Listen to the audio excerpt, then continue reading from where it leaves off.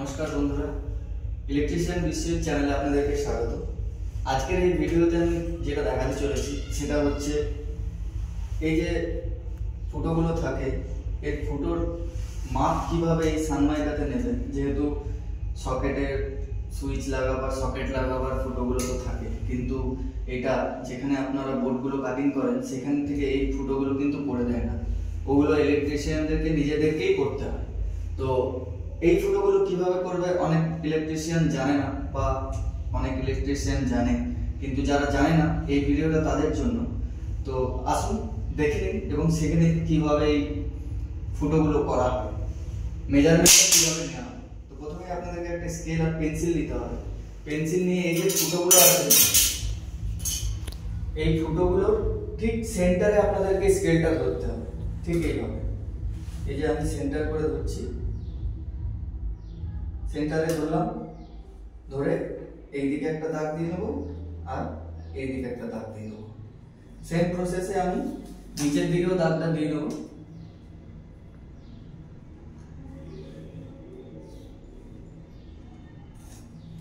আবার এই দিকেও একটা দাগ দিয়ে নেব।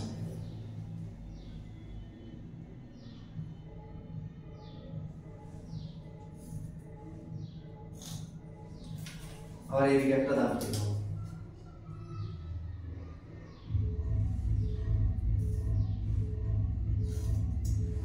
দাগ দিয়ে নেওয়া হয়ে গেল, এটুকু নিশ্চয়ই বুঝতে পেরেছেন।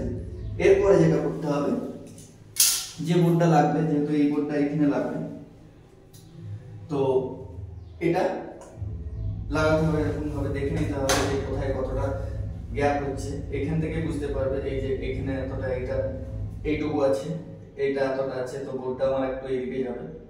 আবার সেইভাবে এইখানে এতটা গ্যাপ, এখানে একটু কম গ্যাপ, তো আমাকে বোর্ডটা একটু উপর দিকে তুলতে হবে। এটা ঠিকভাবে করে নিতে হবে, যেমন আমি করে নিচ্ছি। এটা করে নেওয়ার পরে স্পিড লেভেল থাকলে খুবই ভালো হয়, তাছাড়া চোখেও দেখতে পারেন। স্পিড লেভেল দিয়ে আমি স্পিড লেভেল দিয়ে দেখে নিচ্ছি।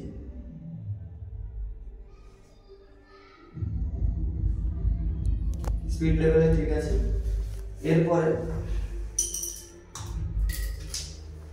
মার্কার পেন দিয়ে ঠিক এর সোজাসুজি স্কেলগুলোকে বসাবেন।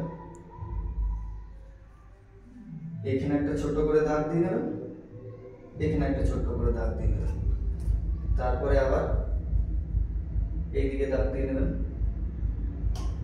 এখানে একটা ছোট করে দাগ দিয়ে নেবেন, এখানে একটা ছোট করে দাগ দিয়ে নেবেন। আবার এই সাইডে ধরবেন স্কেলটাকে,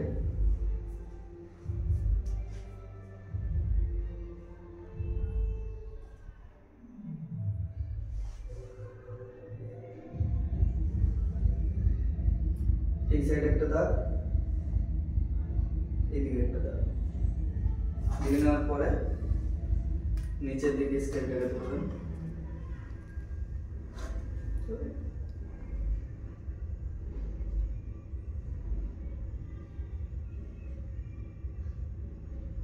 নিচের দিকে স্কেলটাকে ধরে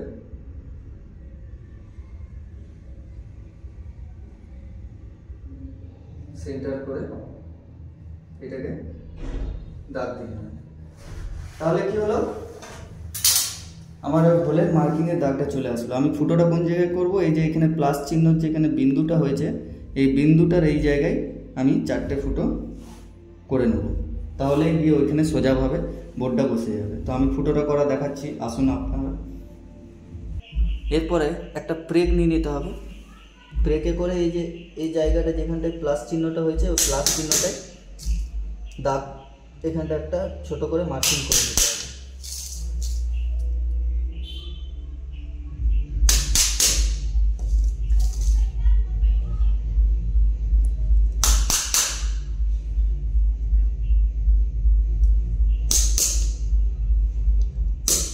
মার্কিংটা না করলে ড্রিল বিটটা যে এদিক সেদিক চলে যেতে পারে। তো যে মার্কিংটা করা এই জন্যই যে ড্রিল বিটটা যেন ঠিক সেন্টারটাতেই থাকে।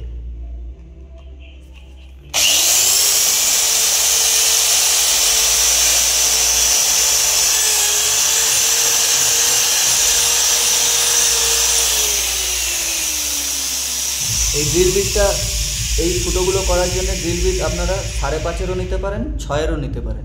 আমি 5.5-এর নিয়েছি।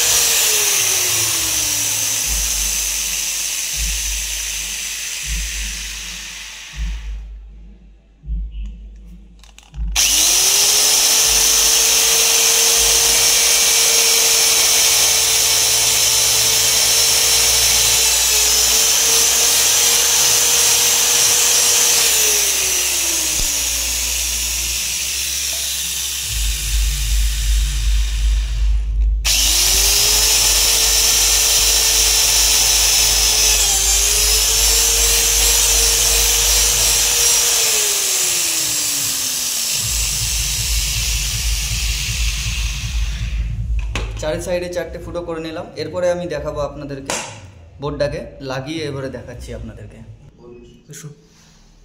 এগুলো হয়ে যাওয়ার পরে রবার দিয়ে এইগুলো দাগগুলোকে মুছে দেবেন। যদি ওয়েদার কোট হয় তাহলে এরকম ভাবে এটা উঠে যাবে, আর যদি চুন রং হয় তাহলে এটা তো উঠবে না, থেকেই যাবে।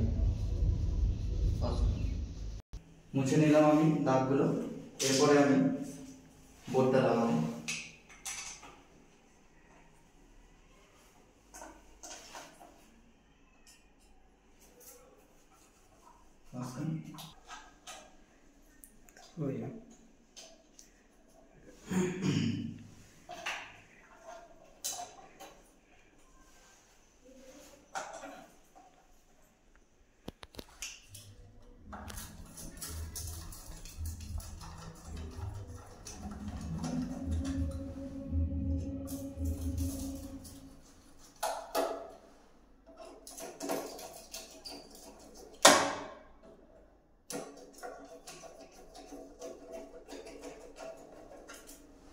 কি বন্ধুরা, ঠিক ফুটো হয়েছে তো? আশা করি আমার ভিডিও দেখে আপনাদের বুঝতে পেরেছেন যে কিভাবে এই ফুটোগুলো করা হয়। আমার ভিডিও যদি ভালো লেগে থাকে অবশ্যই আমার ভিডিওতে লাইক, কমেন্ট এবং আমার চ্যানেলটি সাবস্ক্রাইব করে দেবেন, তাহলে খুবই খুশি হব।